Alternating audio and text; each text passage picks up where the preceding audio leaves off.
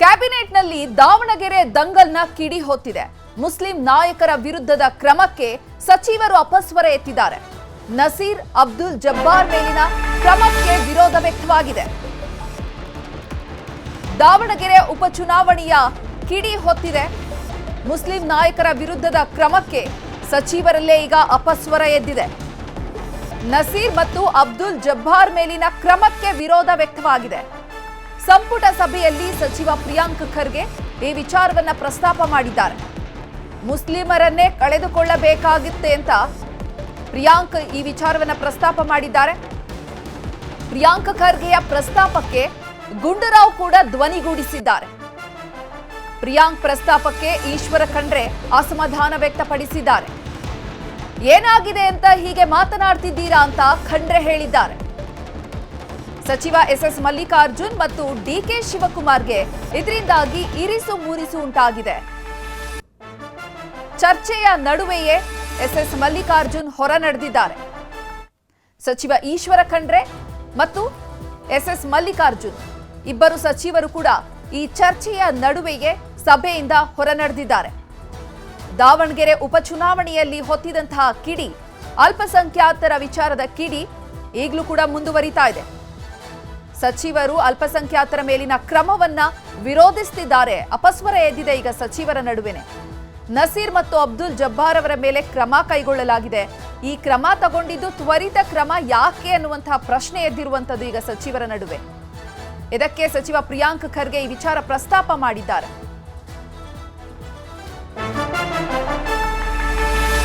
ಉಪಚುನಾವಣೆ ಗೆಲುವಿನ ಬಗ್ಗೆ ಸಿಎಂ ಸಂದೇಶವನ್ನ ನೀಡಿದ್ದಾರೆ.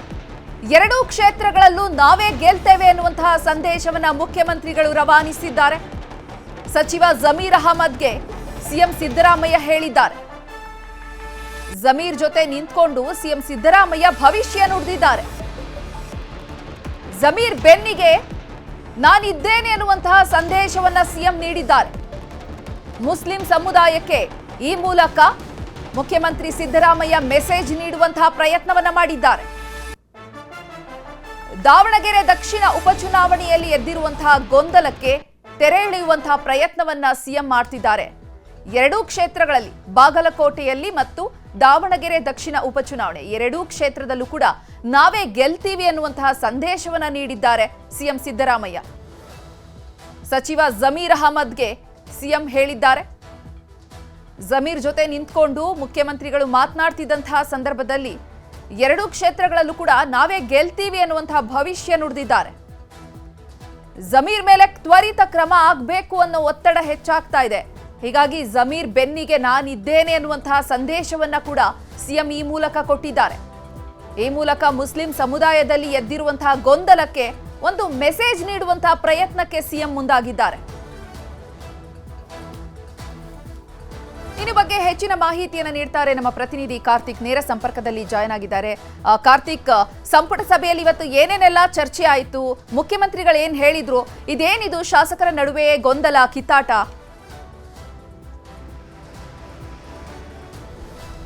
ಚೈತ್ರ, ಪ್ರಮುಖವಾಗಿ ಇವತ್ತು ನಡೆದಿರ್ತಕ್ಕಂಥ ಸಚಿವ ಸಂಪುಟ ಸಭೆಯಲ್ಲಿ ಮುಸ್ಲಿಮರ ಮೇಲೆ, ಅಂದರೆ ಮುಸ್ಲಿಂ ನಾಯಕರ ಮೇಲೆ ತೆಗೆದುಕೊಂಡಿರ್ತಕ್ಕಂಥ ಕ್ರಮದ ವಿಚಾರವಾಗಿಯೂ ಕೂಡ ಪ್ರಸ್ತಾಪ ಆಗುತ್ತೆ. ಈ ಒಂದು ಪ್ರಸ್ತಾಪ ಆದ ನಂತರದಲ್ಲಿ ಸಚಿವರ ನಡುವೆ ಒಂದಿಷ್ಟು ಮಾತಿನ ಚಕಮಕಿಯೂ ಕೂಡ ನಡೆಯುತ್ತೆ. ಪ್ರಮುಖವಾಗಿ ಗಮನಿಸಬೇಕು, ದಾವಣಗೆರೆ ದಕ್ಷಿಣ ಉಪಚುನಾವಣೆಯ ಬಳಿಕ ಒಂದಿಷ್ಟು ಗೊಂದಲಗಳು ಕಾಂಗ್ರೆಸ್ನಲ್ಲಿ ಉದ್ಭವವಾಗಿತ್ತು. ಮುಸ್ಲಿಂ ನಾಯಕರು ಪಕ್ಷ ವಿರೋಧಿ ಚಟುವಟಿಕೆಯನ್ನು ಮಾಡಿದ್ದಾರೆ ಎನ್ನುವಂಥ ಆರೋಪವನ್ನು ಹೊತ್ತಿದ್ರು. ಜೊತೆಗೆ MLC ಅಬ್ದುಲ್ ಜಬ್ಬಾರ್ ಅವರ ಮೇಲೆಯೂ ಕೂಡ ಕ್ರಮವನ್ನು ತೆಗೆದುಕೊಳ್ಳಲಾಯಿತು. ಈ ವಿಚಾರಕ್ಕೆ ಸಂಬಂಧಪಟ್ಟಂತೆ ಇವತ್ತು ಸಚಿವ ಪ್ರಿಯಾಂಕ್ ಖರ್ಗೆ ಅವರು ಸಂಪುಟ ಸಭೆಯಲ್ಲಿ ಪ್ರಸ್ತಾಪವನ್ನು ಮಾಡ್ತಾರೆ. ತ್ವರಿತವಾಗಿ ಈ ರೀತಿಯ ಕ್ರಮವನ್ನು ತೆಗೆದುಕೊಂಡಿರ್ತಕ್ಕಂಥ ಕಾರಣಕ್ಕಾಗಿ ನಾವು ಮೈನಾರಿಟಿಗಳನ್ನು ಕಳೆದುಕೊಳ್ಬೇಕಾಗತ್ತೆ, ನಮ್ಮ ಸಾಂಪ್ರದಾಯಿಕ ಓಟನ್ನು ನಾವು ಕಳೆದುಕೊಳ್ಬೇಕಾದಂಥ ಒಂದು ಆತಂಕದ ಪರಿಸ್ಥಿತಿಯೂ ಕೂಡ ನಿರ್ಮಾಣ ಆಗಿದೆ. ಇಷ್ಟು ಬೇಗನೆ ಈ ರೀತಿಯ ಕ್ರಮವನ್ನು ತೆಗೆದುಕೊಳ್ಳುವಂಥ ಅಗತ್ಯ ಇರಲಿಲ್ಲ ಅನ್ನುವಂಥ ರೀತಿಯಲ್ಲಿ ಪ್ರಸ್ತಾಪವನ್ನು ಮಾಡ್ತಾರೆ. ಸಚಿವ ಪ್ರಿಯಾಂಕ್ ಖರ್ಗೆ ಯಾವಾಗ ಈ ಒಂದು ವಿಚಾರವನ್ನು ಪ್ರಸ್ತಾಪ ಮಾಡ್ತಾರೋ ಅದಾದ ನಂತರದಲ್ಲಿ ಸಚಿವ ದಿನೇಶ್ ಗುಂಡೂರಾವ್ ಕೂಡ ಧ್ವನಿಗೂಡಿಸ್ತಾರೆ. ಈ ರೀತಿಯ ತ್ವರಿತವಾಗಿರ್ತಕ್ಕಂಥ ಕ್ರಮವನ್ನು ತೆಗೆದುಕೊಂಡಿರುವಂಥ ಕಾರಣಕ್ಕಾಗಿ ಸಮುದಾಯದ ಮೇಲೆ ವ್ಯತಿರಿಕ್ತವಾಗಿರುವಂಥ ಪರಿಣಾಮ ಬೀರ್ತಾ ಇದೆ. ಕಾಂಗ್ರೆಸ್ನ ಸಾಂಪ್ರದಾಯಿಕ ಮತ ಆಗಿರುವಂಥ ಮುಸ್ಲಿಮರು ಕಾಂಗ್ರೆಸ್ಸಿಂದ ದೂರವಾಗುವಂಥ ಆತಂಕವೂ ಕೂಡ ಮೂಡ್ತಾ ಇದೆ ಅನ್ನುವಂಥ ವಿಚಾರವನ್ನು ಪ್ರಸ್ತಾಪ ಮಾಡ್ತಾರೆ. ಜೊತೆಗೆ ಯಾವಾಗ ಸಚಿವ ದಿನೇಶ್ ಗುಂಡೂರಾವ್ ಅವರು ಪ್ರಿಯಾಂಕ್ ಖರ್ಗೆ ಅವರ ಮಾತಿಗೆ ಧ್ವನಿಗೂಡಿಸ್ತಾರೋ ಅದಾದ ನಂತರದಲ್ಲಿ ಲಿಂಗಾಯತ ಸಚಿವರು ಕೂಡ ಈ ವಿಚಾರವಾಗಿ ಒಂದಿಷ್ಟು ಮಾತನಾಡ್ತಾರೆ. ಏನಾಗಿದೆ ಅನ್ನುವಂಥ ರೀತಿಯಲ್ಲಿ ನೀವು ಈ ರೀತಿಯಾಗಿ ಪ್ರಶ್ನೆಯನ್ನು ಮಾಡ್ತಾ ಇದ್ದೀರಿ, ಪಕ್ಷ ಎಲ್ಲರಿಗಿಂತಲೂ ಕೂಡ ದೊಡ್ಡದು, ಈ ಒಂದು ಕ್ರಮ ತೆಗೆದುಕೊಂಡಿರುವಂಥದ್ದು ಸರಿಯಾಗಿದೆ ಅನ್ನುವಂಥ ಒಂದು ರೀತಿಯಲ್ಲಿ ಸಚಿವ ಈಶ್ವರ್ ಖಂಡ್ರೆ ಸೇರಿದಂತೆ ಇತರ ಲಿಂಗಾಯತ ಸಚಿವರು ಅಲ್ಲಿ ಪ್ರಸ್ತಾಪವನ್ನು ಮಾಡ್ತಾರೆ. ಇದಾದ ನಂತರದಲ್ಲಿ ಮಧ್ಯಪ್ರವೇಶನ ಮಾಡಿದಂತಹ ಸಚಿವ ಸತೀಶ್ ಜಾರಕಿಹೊಳಿ ಅವರು ನಾನು ಕೂಡ ಅಬ್ದುಲ್ ಜಬ್ಬಾರ್ ಅವರ ಜೊತೆಗೆ ಮಾತನಾಡಿದ್ದೇನೆ, ಅಬ್ದುಲ್ ಜಬ್ಬಾರ್ ಅವರು ಒಂದಿಷ್ಟು ವಿಚಾರವನ್ನು ಹಂಚಿಕೊಂಡಿದ್ದಾರೆ, ಜೊತೆಗೆ ಈ ಒಂದು ಸಮುದಾಯ ನಮ್ಮ ಮೇಲೆ ಸವಾಲನ್ನು ಹಾಕುವಂಥ ರೀತಿಯಲ್ಲಿ ಇದು ಹೋಗಿದೆ ಅನ್ನುವಂಥ ಅರ್ಥದಲ್ಲಿ ಸಚಿವ ಸತೀಶ್ ಜಾರಕಿಹೊಳಿ ಅವರು ಪ್ರಸ್ತಾಪವನ್ನು ಕೂಡ ಮಾಡ್ತಾರೆ. ಈ ಎಲ್ಲ ಬೆಳವಣಿಗೆಗಳು ಏನಾಗತ್ತಲ್ಲ, ಈ ಒಂದು ಬೆಳವಣಿಗೆಗಳ ಮಧ್ಯದಲ್ಲಿ ಎಸ್ ಮಲ್ಲಿಕಾರ್ಜುನ್ ಮತ್ತು DCM DK ಶಿವಕುಮಾರ್ ಅವರು ಸಂಪುಟ ಸಭೆಯಿಂದಲೇ ಹೊರನಡೀತಾರೆ. ಜೊತೆಗೆ ಈಶ್ವರ್ ಖಂಡ್ರೆ ಅವರು ಕೂಡ ಸಂಪುಟ ಸಭೆಯಿಂದ ಹೊರಬರ್ತಾರೆ. ಇಲ್ಲಿ ಪ್ರಮುಖವಾಗಿ ಗಮನಿಸಬೇಕು, ಮುಸ್ಲಿಂ ಸಮುದಾಯ ಕಾಂಗ್ರೆಸ್ನ ಸಾಂಪ್ರದಾಯಿಕ ಮತವಾಗಿರುವಂಥದ್ದು. ಆದರೆ ದಾವಣಗೆರೆ ದಕ್ಷಿಣ ವಿಚಾರಕ್ಕೆ ಸಂಬಂಧಪಟ್ಟಂತೆ ಉಪಚುನಾವಣೆಯಲ್ಲಿ ಸಾಕಷ್ಟು ಗೊಂದಲಗಳು ಏರ್ಪಟ್ಟಿತ್ತು. ಟಿಕೆಟನ್ನು ಮುಸ್ಲಿಂ ಸಮುದಾಯ ಕೇಳಿತ್ತು, ಆದರೆ ಕೊಡದೇ ಇರುವಂಥ ಕಾರಣಕ್ಕಾಗಿ ಮುನಿಸಿಕೊಂಡಿರ್ತಕ್ಕಂಥ ನಾಯಕರು ಅಲ್ಲಿ ಪಕ್ಷ ವಿರೋಧಿ ಚಟುವಟಿಕೆಯನ್ನು ಮಾಡಿದ್ದಾರೆ ಅನ್ನುವಂಥ ಆರೋಪವನ್ನು ಹೊರಿಸಲಾಗಿತ್ತು. ಅದಾದ ನಂತರದಲ್ಲಿ ಸಿಎಂ ಸಿದ್ದರಾಮಯ್ಯನವರ ರಾಜಕೀಯ ಕಾರ್ಯದರ್ಶಿಯಾಗಿರುವಂಥ ನಸೀರ್ ಅಹಮದ್ ಅವರು ಇರ್ಬೋದು, ಹಾಗೆ MLC ಆಗಿದ್ದಂಥ ಜಬ್ಬಾರ್ ಅವರನ್ನು ಕೂಡ ಜಬ್ಬಾರ್ ಅವರನ್ನು ಅಮಾನತು ಮಾಡಿದ್ರೆ ನಸೀರ್ ಅವರನ್ನು ಆ ಒಂದು ರಾಜಕೀಯ ಕಾರ್ಯದರ್ಶಿ ಹುದ್ದೆಯಿಂದ ತೆಗೆದುಹಾಕಲಾಗಿತ್ತು. ಈ ಒಂದು ಕ್ರಮಕ್ಕೆ ಸಂಬಂಧಪಟ್ಟಂತೆ ಮುಸ್ಲಿಂ ಸಮುದಾಯವೇ ರಾಜ್ಯಾದ್ಯಂತ ಆಕ್ರೋಶವನ್ನು ವ್ಯಕ್ತಪಡಿಸ್ತಾ ಇದೆ. ಕಾಂಗ್ರೆಸ್ ನಮಗೆ ಅನ್ಯಾಯವನ್ನು ಮಾಡ್ತದೆ ಅನ್ನುವಂಥ ಆರೋಪಗಳನ್ನು ಕೂಡ ಮಾಡ್ತದೆ. ಈ ಎಲ್ಲ ವಿಚಾರವನ್ನು ಇವತ್ತು ಸಚಿವ ಸಂಪುಟ ಸಭೆಯಲ್ಲಿ ಪ್ರಿಯಾಂಕ್ ಖರ್ಗೆ ಮತ್ತು ಇತರ ಸಚಿವರು ಪ್ರಸ್ತಾಪವನ್ನು ಮಾಡ್ತಾರೆ. ಇದಕ್ಕೆ ಪರ ವಿರೋಧ ಚರ್ಚೆಯೂ ಕೂಡ ಆಗತ್ತೆ. ಇದಾದ ನಂತರದಲ್ಲಿ ಕೆಲವೊಂದಿಷ್ಟು ಸಚಿವರು ಅಲ್ಲಿ ಸಂಪುಟ ಸಭೆಯಿಂದ ಹೊರನಡೆಯಬೇಕಾದಂಥ ಪರಿಸ್ಥಿತಿ ಕೂಡ ನಿರ್ಮಾಣ ಆಗಿದೆ.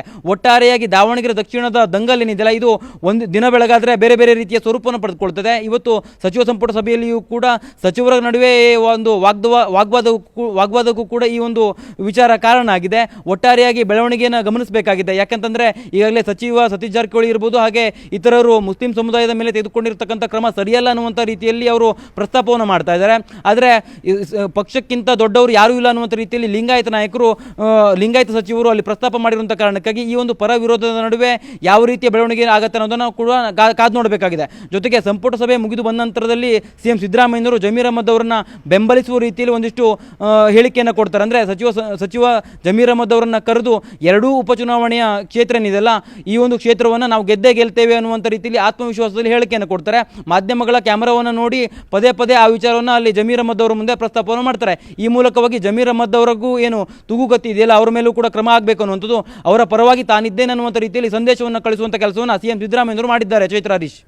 ಕಾರ್ತಿಕ್, ಹಾಗೆ ಸಂಪರ್ಕದಲ್ಲಿರಿ, ಮತ್ತಷ್ಟು ಮಾಹಿತಿಯನ್ನ ನಿಮ್ಮಿಂದ ಪಡ್ಕೋತೀನಿ. ಸಚಿವ ಸತೀಶ್ ಜಾರಕಿಹೊಳಿಯನ್ನ ಭೇಟಿಯಾಗಿದ್ದಾರೆ ಅಲ್ಪಸಂಖ್ಯಾತ ನಾಯಕರು.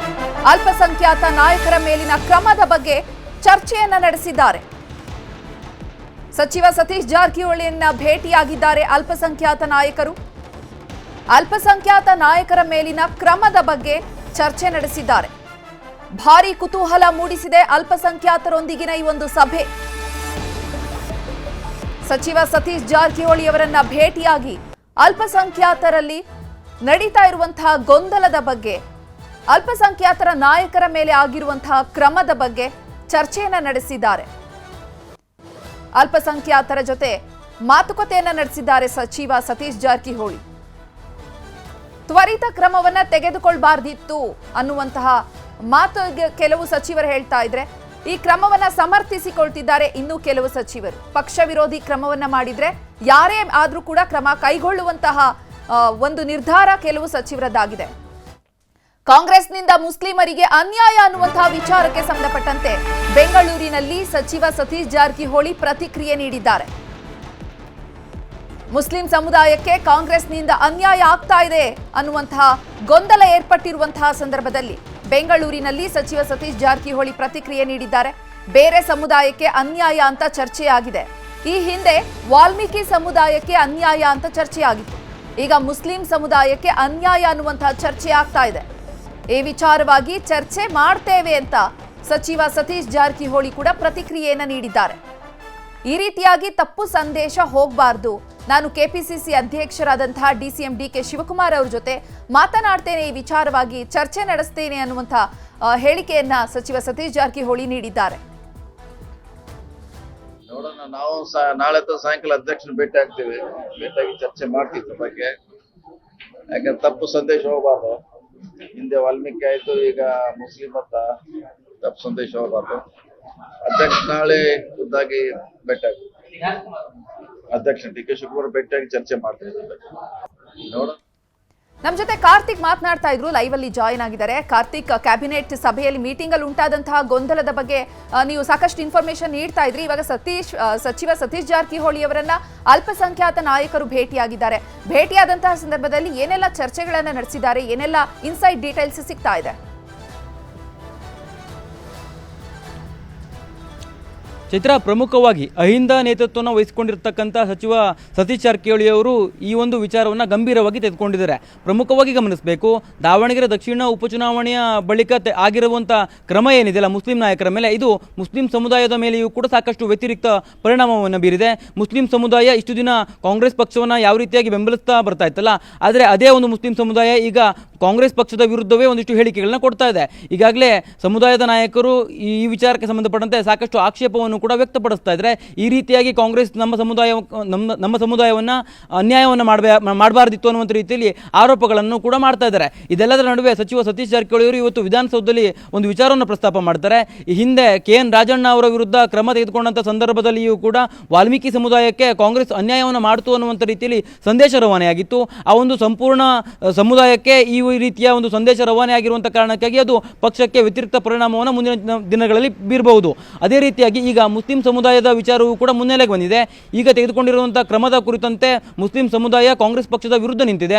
ಒಂದು ಸವಾಲಿನ ರೀತಿಯಲ್ಲಿ ನಿಂತಿರುವಂಥ ಕಾರಣಕ್ಕಾಗಿ ಮುಸ್ಲಿಂ ಸಮುದಾಯಕ್ಕೂ ಕೂಡ ಬೇರೆ ರೀತಿಯ ಸಂದೇಶಗಳು ಹೋಗಬಾರ್ದು. ಆ ಒಂದು ಕಾರಣಕ್ಕಾಗಿ ನಾನು KPCC ಅಧ್ಯಕ್ಷರಾಗಿರುವಂಥ DK ಶಿವಕುಮಾರ್ ಅವರೊಂದಿಗೆ ನಾಳೆ ಬೆಳಿಗ್ಗೆ ಖುದ್ದಾಗಿ ಭೇಟಿಯಾಗಿ ಚರ್ಚೆಯನ್ನು ಮಾಡ್ತೀನಿ ಅನ್ನುವಂಥ ವಿಚಾರವನ್ನು ಅವರು ಹೇಳಿದರು. ಮಾಧ್ಯಮಗಳಿಗೆ ಯಾವಾಗ ಸಚಿವ ಸತೀಶ್ ಜಾರಕಿಹೊಳಿ ಅವರು ಈ ರೀತಿಯ ಹೇಗೆ ಹೇಳಿಕೆಯನ್ನು ಕೊಟ್ಟರು, ಅದಾದ ನಂತರದಲ್ಲಿ ಸತೀಶ್ ಜಾರಕಿಹೊಳಿ ಅವರನ್ನು ಮುಸ್ಲಿಂ ಸಮುದಾಯದ ಕೆಲ ನಾಯಕರು ಭೇಟಿಯಾಗಿದ್ದಾರೆ. ಜೊತೆಗೆ ಒಂದಿಷ್ಟು ಮನವಿಯನ್ನು ಕೂಡ ಮಾಡ್ಕೊಂಡಿರ್ತಕ್ಕಂಥದ್ದು. ಈಗಾಗಲೇ ನಸೀರ್ ಅವರ ವಿರುದ್ಧ ಕ್ರಮ ಆಗಿದೆ, ಹಾಗೆ ಜಬ್ಬಾರ್ ಅವರ ವಿರುದ್ಧವೂ ಕೂಡ ಕ್ರಮ ಆಗಿದೆ. ಇದೆಲ್ಲವನ್ನು ಕೂಡ ಕಾಂಗ್ರೆಸ್ ಪಕ್ಷ ಪುನರ್ ಪರಿಶೀಲನೆ ಮಾಡಬೇಕು ಅನ್ನುವಂಥ ರೀತಿಯಲ್ಲಿ ಅವರು ಸಚಿವ ಸತೀಶ್ ಜಾರಕಿಹೊಳಿ ಅವರಿಗೆ ಮನವಿಯನ್ನು ಕೂಡ ಮಾಡ್ಕೊಂಡಿದ್ದಾರೆ. ಜೊತೆಗೆ ಜಮೀರ್ ಅವರ ವಿರುದ್ಧವೂ ಕೂಡ ಕ್ರಮ ತೆಗೆದುಕೊಳ್ಬೇಕು ಅನ್ನೋ ನಿಟ್ಟಿನಲ್ಲಿ ಸಾಕಷ್ಟು ವಿಚಾರಗಳಿದೆಯಲ್ಲ, ಆ ಒಂದು ವಿಚಾರಕ್ಕೆ ಸಂಬಂಧಪಟ್ಟಂತೆ ಯಾವುದೇ ರೀತಿಯಲ್ಲಿಯೂ ಕೂಡ ಜಮೀರ್ ಅವರ ವಿರುದ್ಧ ಕ್ರಮ ತೆಗೆದುಕೊಳ್ಬಾರ್ದು ಅನ್ನುವಂಥ ರೀತಿಯಲ್ಲಿ ಅಲ್ಲಿ ಮನವಿಯನ್ನು ಕೂಡ ಮಾಡ್ಕೊಂಡಿದ್ದಾರೆ. ಒಟ್ಟಾರೆಯಾಗಿ ನಾಳೆ ಗಮನಿಸಬೇಕಾಗಿದೆ, ಸಚಿವ ಸತೀಶ್ ಜಾರಕಿಹೊಳಿ ಅವರು DK ಶಿವಕುಮಾರ್ ಅವರು ದೆಹಲಿಗೆ ಹೋಗುವ ಪೂರ್ವದಲ್ಲಿ ಏನಾದರೂ DK ಶಿವಕುಮಾರ್ ಅವರನ್ನ ಭೇಟಿ ಆಗ್ತಾರಾ, ಭೇಟಿಯಾಗಿ ಚರ್ಚೆಯನ್ನು ಮಾಡ್ತಾರಾ, ಇವತ್ತು ಅಲ್ಪಸಂಖ್ಯಾತ ಸಮುದಾಯ ಕೊಟ್ಟಿರ್ತಕ್ಕಂಥ ಮನವಿಯನ್ನು ಅಲ್ಲಿ ಪ್ರಸ್ತಾಪ ಮಾಡುವಂಥ ಕೆಲಸವನ್ನು ಮಾಡ್ತಾರಾ, ಜೊತೆಗೆ ನಸೀರ್ ಅಹಮದ್ ಇರ್ಬೋದು, ಹಾಗೆ ಜಬ್ಬರ್ ಅವರ ವಿರುದ್ಧ ತೆಗೆದುಕೊಂಡಿರ್ತಕ್ಕಂಥ ಕ್ರಮದ ಕುರಿತಂತೆ ಏನೆಲ್ಲ ಚರ್ಚೆಯನ್ನು ಮಾಡ್ತಾರೆ ಅನ್ನೋದನ್ನು ಕಾದು ನೋಡಬೇಕಾಗಿದೆ. ಒಟ್ಟಾರೆಯಾಗಿ ಅಹಿಂದ ನಾಯಕತ್ವವನ್ನು ವಹಿಸಿಕೊಂಡಿರ್ತಕ್ಕಂಥ ಸಚಿವ ಸತೀಶ್ ಜಾರಕಿಹೊಳಿ ಅವರು ಅಹಿಂದ ಸಮುದಾಯಕ್ಕೆ ಅನ್ಯಾಯ ಆಗಿದೆ ಅನ್ನುವಂಥ ರೀತಿಯಲ್ಲಿ ಅವರು ಆಕ್ರೋಶ ಇದ್ದಂತೆ ಕಾಣಿಸ್ತಾ ಇದೆ. ಅದನ್ನು ಅವರು ಸಹಜವಾಗಿ ವ್ಯಕ್ತವನ್ನು ಕೂಡ ಪಡಿಸಿದ್ದಾರೆ. ಜೊತೆಗೆ DK ಶಿವಕುಮಾರ್ ಅವರೊಂದಿಗೆ ಈ ವಿಚಾರವನ್ನು ನಾನು ಮಾತಾಡ್ತೇನೆ, ಜೊತೆಗೆ ಕಾಂಗ್ರೆಸ್ ಪಕ್ಷದ ಮೇಲೆಯೂ ಕೂಡ ಅಡ್ಡ ಪರಿಣಾಮವನ್ನು ಇದು ಬೀರಬಹುದು ಅನ್ನೋ ನಿಟ್ಟಿನಲ್ಲಿ ಅವರು ಪ್ರಸ್ತಾಪ ಮಾಡಿರುವಂಥ ಕಾರಣಕ್ಕಾಗಿ ಮುಸ್ಲಿಂ ಸಮುದಾಯವು ಕೂಡ ಈ ವಿಚಾರವನ್ನು ಬಹಳ ಸೀರಿಯಸ್ ಆಗಿ ತೆಗೆದುಕೊಂಡಿದೆ. ಜೊತೆಗೆ ಕಾಂಗ್ರೆಸ್ ಪಕ್ಷದ ಮೇಲೆ ಆರೋಪಗಳನ್ನು ಮಾಡ್ತಿದೆ. ಇದೆಲ್ಲ ವಿಚಾರವನ್ನು ನಾಳೆ DK ಶಿವಕುಮಾರ್ ಅವರ ವಿರುದ್ಧವೂ ಕೂಡ DK ಶಿವಕುಮಾರ್ ಅವರ ಜೊತೆಯೂ ಕೂಡ ಮಾತನಾಡುವಂಥ ಸಾಧ್ಯತೆ ಇರತಕ್ಕಂಥದ್ದು. ಒಟ್ಟಾರೆಯಾಗಿ ಇವತ್ತು ಅಲ್ಪಸಂಖ್ಯಾತ ನಾಯಕರು ಕೂಡ ಸಚಿವ ಸತೀಶ್ ಜಾರಕಿಹೊಳಿ ಅವರನ್ನ ಭೇಟಿಯಾಗಿ ಒಂದಿಷ್ಟು ಮನವಿಯನ್ನು ಮಾಡಿಕೊಂಡಿದ್ದಾರೆ. ಯಾವುದೇ ಕಾರಣಕ್ಕೂ ಮುಸ್ಲಿಂ ಸಮುದಾಯವನ್ನು ಕಡೆಗಣಿಸಬಾರ್ದು, ಜೊತೆಗೆ ಕೇವಲ ಮುಸ್ಲಿಂ ಸಮುದಾಯದ ವಿರುದ್ಧ ಮಾತ್ರ ಯಾಕೆ ಕ್ರಮವನ್ನು ತೆಗೆದುಕೊಂಡಿದ್ರಿ, ಬೇರೆ ಬೇರೆ ಸಮುದಾಯದ ನಾಯಕರು ಕೂಡ ಪಕ್ಷ ವಿರೋಧಿ ಚಟುವಟಿಕೆಯನ್ನು ಮಾಡಿರುವಂಥ ಉದಾಹರಣೆ ಇದೆ, ಅವರ ಮೇಲೆ ಯಾಕೆ ನಿರ್ದಾಕ್ಷಿಣ್ಯ ಕ್ರಮವನ್ನು ತೆಗೆದುಕೊಳ್ತಾ ಇಲ್ಲ, ಅವರ ಮೇಲೆಯೂ ಕೂಡ ನೀವು ನಿರ್ದಾಕ್ಷಿಣ್ಯ ಕ್ರಮವನ್ನು ತೆಗೆದುಕೊಳ್ಬೇಕು. ಜಮೀರ್ ಅಹಮದ್ ಅವರ ವಿರುದ್ಧವೂ ಕೂಡ ಕೆಲವೊಂದಿಷ್ಟು ಹೇಳಿಕೆಗಳನ್ನು ನೇರವಾಗಿ ಮಾಧ್ಯಮಗಳ ಮುಂದೆ ಕೊಟ್ಟರು, ಅವರ ವಿರುದ್ಧ ಯಾವ ರೀತಿಯಾಗಿ ಕ್ರಮವನ್ನು ತೆಗೆದುಕೊಳ್ಳಲಾಗಿದೆ. ಈಗ ಜಮೀರ್ ಅಹಮದ್ ಅವರ ಮೇಲೆಯೂ ಕೂಡ ಕ್ರಮವನ್ನು ಆಗಬೇಕು ಅನ್ನೋ ರೀತಿಯಲ್ಲಿ ಒತ್ತಡಗಳು ಕೇಳಿ ಬರ್ತದೆ. ಈ ಎಲ್ಲ ಅಂಶವನ್ನು ಕೂಲಂಕುಷವಾಗಿ ಚರ್ಚೆಯನ್ನು ಮಾಡಬೇಕು. ನೀವು ಅಹಿಂದ ನಾಯಕರು, ಆ ಒಂದು ಕಾರಣಕ್ಕಾಗಿ ನಾವು ನಿಮಗೆ ಮನವಿಯನ್ನು ಮಾಡ್ಕೊಳ್ತೇವೆ ಅನ್ನುವಂಥ ರೀತಿಯಲ್ಲಿ ಅವರ ಬಳಿ ಒಂದಿಷ್ಟು ವಿಚಾರವನ್ನು ಕೂಡ ಪ್ರಸ್ತಾಪ ಮಾಡಿದ್ದಾರೆ. ಸಚಿವ ಸತೀಶ್ ಜಾರಕಿಹೊಳಿ ಅವರು ನಾಳೆ DK ಶಿವಕುಮಾರ್ ಅವರೊಂದಿಗೆ ಏನಾದರೂ ಮಾತುಕತೆಯನ್ನು ಮಾಡ್ತಾರೆ ಅನ್ನೋದನ್ನು ಕೂಡ ಕಾದು ನೋಡಬೇಕಾಗಿದೆ. ಚೈತ್ರ, ಧನ್ಯವಾದ ಕಾರ್ತಿಕ್, ತಮ್ಮೆಲ್ಲ ಮಾಹಿತಿಗಾಗಿ.